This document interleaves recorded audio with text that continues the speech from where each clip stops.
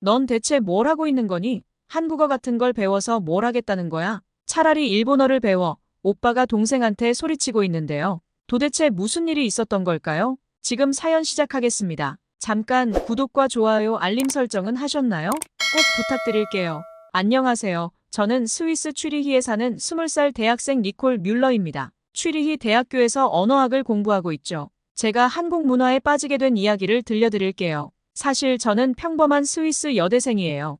호기심 많고 새로운 것을 좋아하는 성격이긴 했지만 특별히 아시아 문화에 관심이 있진 않았죠. 그러다 대학에 입학하고 제 인생이 완전히 바뀌었어요. 그 계기는 바로 한국인 친구 민정이었습니다. 민정이는 교환학생으로 우리 학교에 왔는데 우연히 같은 수업을 듣게 되면서 친해졌어요. 처음엔 그저 이국적인 친구라고만 생각했죠. 하지만 민정이와 이야기를 나누면 나눌수록 한국이란 나라가 정말 흥미진진하다는 걸 깨달았어요. 어느 날 민정이가 저를 기숙사 방으로 불러서 같이 처음으로 한국 드라마를 봤는데 그게 바로 도깨비였죠. 처음엔 자막을 읽느라 바빴지만 어느새 푹 빠져들어 밤을 새워 몇 편을 연달아 봤어요. 공유의 카리스마와 이동욱의 매력, 그리고 판타지와 현실을 넘나드는 독특한 스토리라인에 완전히 빠지고 말았죠. 그 후로 저는 한국 문화의 매력에 푹 빠져들었어요. 유튜브로 K-팝 뮤직비디오를 찾아보기 시작했고 BTS와 블랙핑크의 팬이 되었죠. 그들의 퍼포먼스는 정말 눈을 뗄 수 없을 만큼 완벽했어요.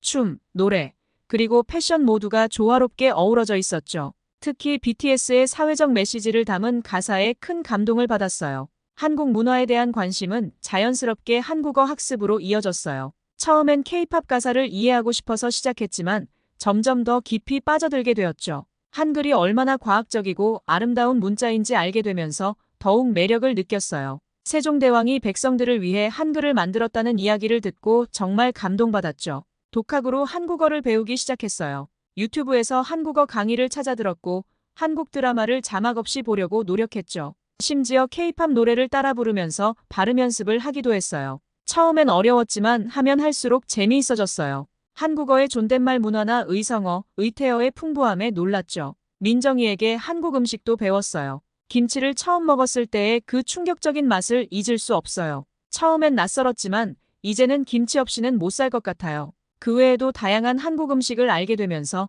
한국 문화에 대한 이해도 깊어졌죠. 저는 한국 친구들을 더 사귀고 싶어서 한국 문화 교류 모임에도 참여했어요. 거기서 만난 한국인들과 이야기를 나누면서 한국의 역사, 전통에 대해 더 많이 알게 되었죠. 특히 한국의 빠른 경제 발전과 세계적인 기업들의 이야기에 큰 감명을 받았어요. 이렇게 한국 문화를 접하면서 제 일상도 많이 바뀌었어요. 아침에 일어나면 가장 먼저 하는 일이 한국 뉴스 체크예요. 네이버나 다음 같은 한국 포털 사이트를 통해 한국의 최신 소식을 확인하죠. 이렇게 매일 한국어로 뉴스를 읽으면서 자연스럽게 시사 용어도 배우고 있어요. 하지만 제 오빠 토마스는 제가 한국 문화에 빠져 있는 것을 못마땅해 했어요. 처음엔 그저 일시적인 관심이겠거니 했던 오빠는 제가 진지하게 한국어를 공부하기 시작하자 노골적으로 반대하기 시작했죠. 니콜, 넌 대체 뭘 하고 있는 거니? 한국어 같은 걸 배워서 뭘 하겠다는 거야? 라며 매번 타박을 줬어요. 저는 오빠를 이해시키려 노력했어요. 한국의 경제 성장과 기술 혁신에 대해 설명하고 K-팝과 한국 드라마의 세계적인 인기에 대해 이야기했죠. 하지만 오빠는 고개를 저으며 말했어요. 그건 다 일시적인 유행일 뿐이야. 그러던 어느 날 오빠에게 큰 기회가 찾아왔어요. 오빠 회사에서 일본의 유명 제약회사와 협력 프로젝트를 시작하게 된 거예요. 그리고 놀랍게도 오빠가 그 프로젝트의 책임자로 선정되었죠. 그래서 오빠는 한 달간 일본에 출장을 가야 한다고 했어요. 오빠는 이 소식을 전하면서 제게 뜻밖의 제안을 했죠. 니콜, 나랑 같이 일본에 가지 않을래? 내가 그렇게 아시아에 관심이 많다면 일본이 훨씬 더 좋은 선택일 거야. 역사도 오래됐고 경제적으로도 안정되어 있잖아. 거기서 일본어도 배우고 문화도 체험해보는 게 어때? 저는 순간 당황했어요. 제 관심사는 한국인데 오빠는 계속해서 저를 일본으로 이끌려고 하는 것 같았거든요. 하지만 곧 이것이 좋은 기회가 될 수 있겠다는 생각이 들었어요. 일본에 가서 직접 경험해 본다면 한국과 비교할 수 있는 좋은 기회가 될 것 같았거든요. 그래서 저는 오빠의 제안을 받아들이기로 했어요. 좋아요 오빠, 함께 가요. 일본 문화도 배우고 싶어요 라고 말했죠. 하지만 속으로는 이번 기회를 통해 제가 왜 한국 문화를 더 좋아하는지 오빠에게 보여줄 수 있을 거라고 생각했어요. 오빠는 제 대답에 만족한 듯 했어요. 잘 생각했어 니콜.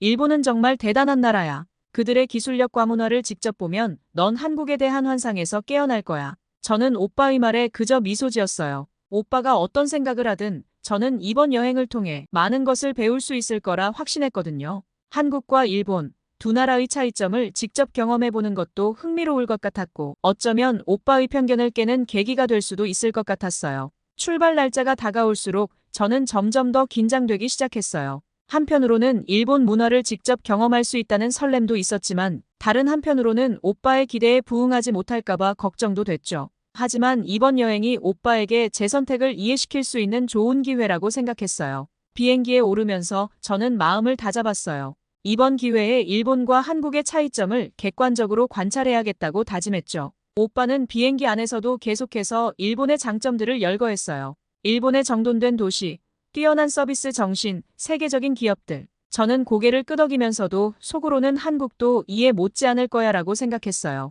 도쿄에 도착하자마자 오빠는 일본 문화를 연신 칭찬했죠. 깔끔하게 정돈된 나리타 공항, 정확한 시간에 맞춰 움직이는 전철, 그리고 친절한 서비스까지 오빠는 연신 감탄사를 내뱉었죠. 오빠 니콜, 이게 바로 선진국이야. 한국에선 볼 수 없는 광경이지. 하지만 저는 조금 다르게 느꼈어요. 물론 일본의 질서정연함과 세심한 서비스는 인상적이었지만 어딘가 딱딱하고 형식적인 느낌이 들었거든요. 마치 마음에서 우러나오는 게 아니라 어쩔 수 없이 표정만 저러고 있는 듯한 거 말이에요. 반면 제가 한국 드라마와 예능에서 봤던 모습은 더 활기차고 열정적이었죠. 이런 생각을 오빠에게 조심스레 말했더니 오빠는 픽 웃으며 그건 다 드라마일 뿐이야. 현실은 다를 거야 라고 말했어요. 우리는 일본 전통 료칸에서 하룻밤을 보냈어요. 다다미 방에 누워있으니 마치 시간 여행을 온 것 같았죠. 하지만 저는 자꾸만 한국의 온돌 문화가 떠올랐어요. 직접 경험을 해보진 못했지만 한국 온돌이었다면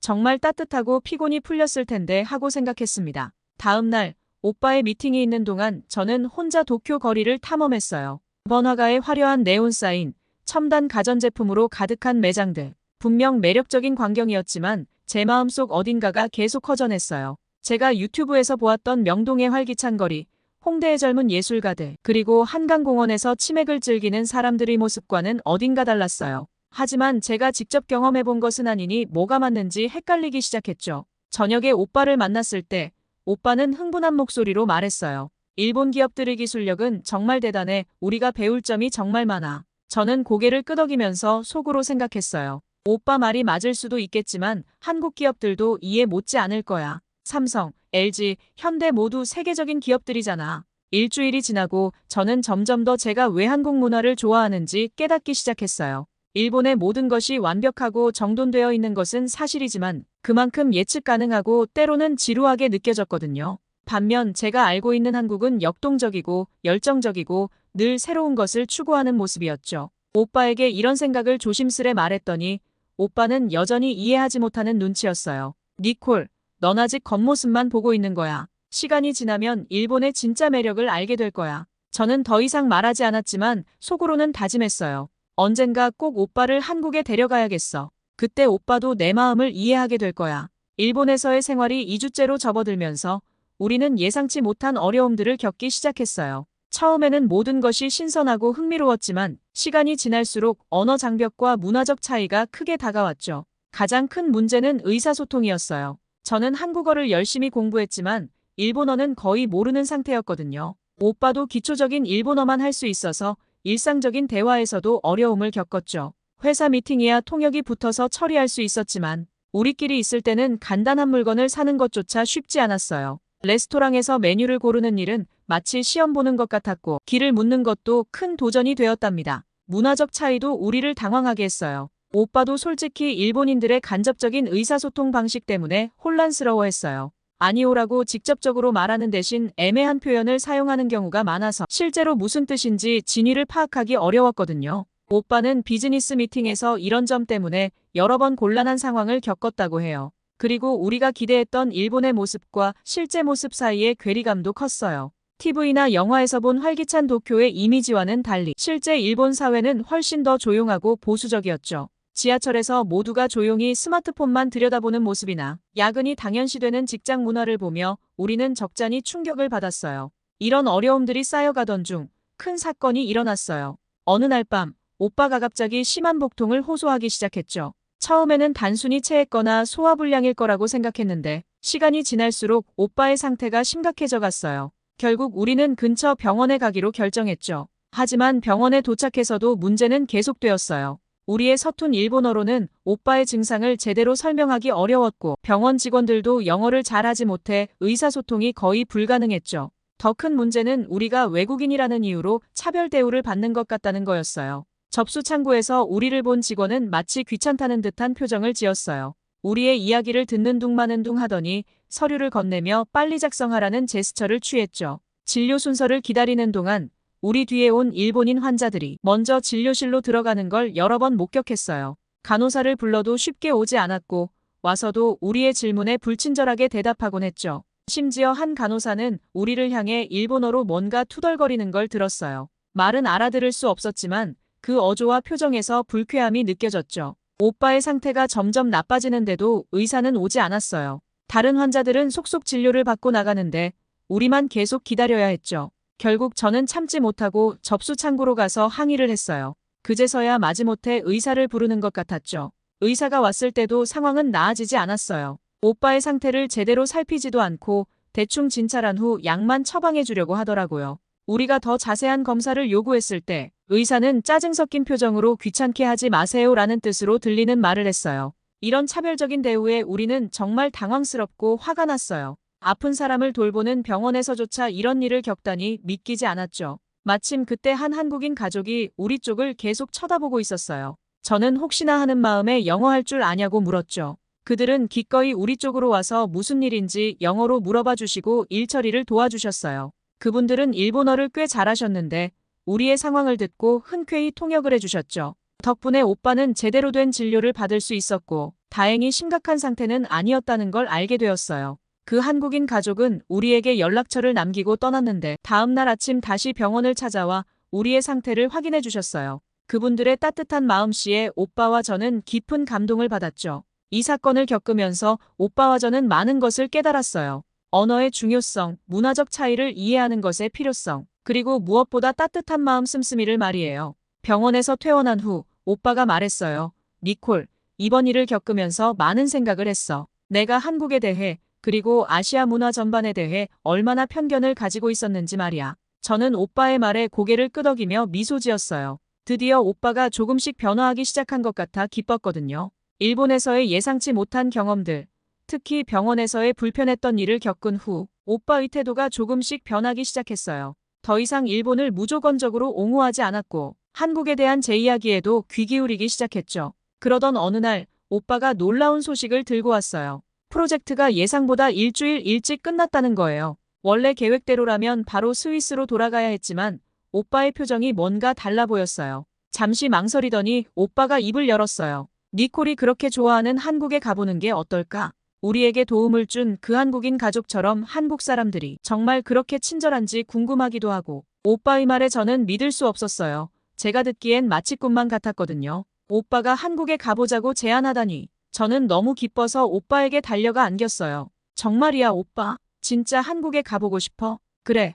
내가 그토록 좋아하는 나라가 어떤 곳인지 이번 기회에 직접 보고 싶어. 우리는 서둘러 일정을 조정하고 한국행 비행기 표를 예약했어요. 인천공항에 도착한 순간부터 우리의 놀라움은 시작되었어요. 오빠는 일본 나리타 공항과 비교하며 연신 감탄사를 내뱉었죠. 와, 이건 정말 대단해. 나리타 공항보다 훨씬 효율적이고 세련되어 보여. 자동 입국 심사대는 오빠의 눈길을 특히 사로잡았죠. 사실 저희는 일본에 입국했을 때 3시간 정도 기다렸거든요. 이것 봐. 이 자동화 시스템은 정말 대단해. 일본에서는 아직 이 정도까지는 못 봤어. 공항에서 서울 시내로 향하는 길에서도 우리의 놀라움은 계속되었어요. 리무진 버스에서 제공되는 무료 와이파이, 편리한 교통카드 시스템 등 모든 것이 신선했죠. 특히 오빠는 버스 내부의 청결함과 편안함에 감탄했어요. 서울 시내에 들어서자 우리는 또 다른 차원의 활기를 느낄 수 있었어요. 일본의 절제된 분위기와는 달리 서울의 거리는 생동감 넘치는 사람들로 가득했죠. 늦은 시간임에도 불구하고 거리는 여전히 밝고 활기찼어요. 와, 여긴 정말 다르구나. 일본은 이 시간이면 거의 다 문을 닫고 사람들도 별로 없는데 여긴 이렇게 활기차다니. 우리는 호텔에 짐을 풀고 바로 한강으로 향했어요. 밤이 늦었음에도 불구하고 한강공원은 여전히 많은 사람들로 북적였죠. 가족들, 연인들, 친구들이 삼삼오오 모여 이야기를 나누고 있었어요. 우리도 강변에 자리를 잡고 앉아서 주위를 둘러보았죠. 많은 사람들이 음식을 먹으면서 즐거운 시간을 보내고 있었죠. 저희 쪽으로 지나가던 한 커플이 영어로 인사를 하는 거예요. 그래서 우리도 반갑게 인사를 나눴고 저는 자신있게 그동안 독학으로 배운 한국말로 물어보았어요. 한국인들은 항상 이렇게 먹을 것을 싸가지고 다니나요? 그러자 그들은 저의 한국어 실력에 놀라면서 한국 배달 문화에 대해 설명해 주었고 우리 대신에 치킨과 맥주를 주문해 주었어요. 저는 오빠에게 정말 한국 사람들 친절하지 않아? 이렇게 물었고 오빠도 고개를 끄덕였죠. 마침내 저희 치맥이 배달되었고 저희는 치맥을 즐기며 한강의 야경을 감상하는데 오빠가 문득 주변을 둘러보더니 말했어요. 저기 봐, 저 간판들 좀 봐. 글자들이 다 비슷하게 생겼는데 뭔가 독특해 보여. 저는 오빠에게 그게 바로 한글이라고 설명해 주었어요. 그러자 오빠의 호기심은 더욱 커졌죠. 한글? 그게 뭐야? 좀 더 자세히 설명해 줄 수 있어? 저는 기다렸다는 듯이 한글의 역사와 원리에 대해 설명하기 시작했어요. 세종대왕이 백성들을 위해 만든 글자라는 것, 자음과 모음의 조합으로 모든 소리를 표현할 수 있다는 것, 그리고 그 제작 원리가 얼마나 과학적인지에 대해 열정적으로 이야기했죠. 정말 왕이 직접 만들었다고? 그것도 600년 전에? 그리고 그 글자로 모든 소리를 다 표현할 수 있다고? 이건 정말 놀라운데. 오빠의 반응에 고무된 저는 계속해서 한글의 우수성에 대해 설명했어요. 유네스코 세계기록 유산으로 등재된 사실, 컴퓨터와 스마트폰에서 입력하기 쉬운 구조, 외국인들이 배우기 쉽다는 점 등을 이야기했죠. 그러고 보니 내가 한국어를 그렇게 빨리 배운 이유가 있었구나. 이렇게 과학적이고 체계적인 문자라면 배우기 쉬웠겠어. 오빠의 관심은 점점 더 커져갔어요. 심지어 제 스마트폰을 빌려 한글 자판을 이것저것 눌러보기도 했죠. 이거 정말 신기하다.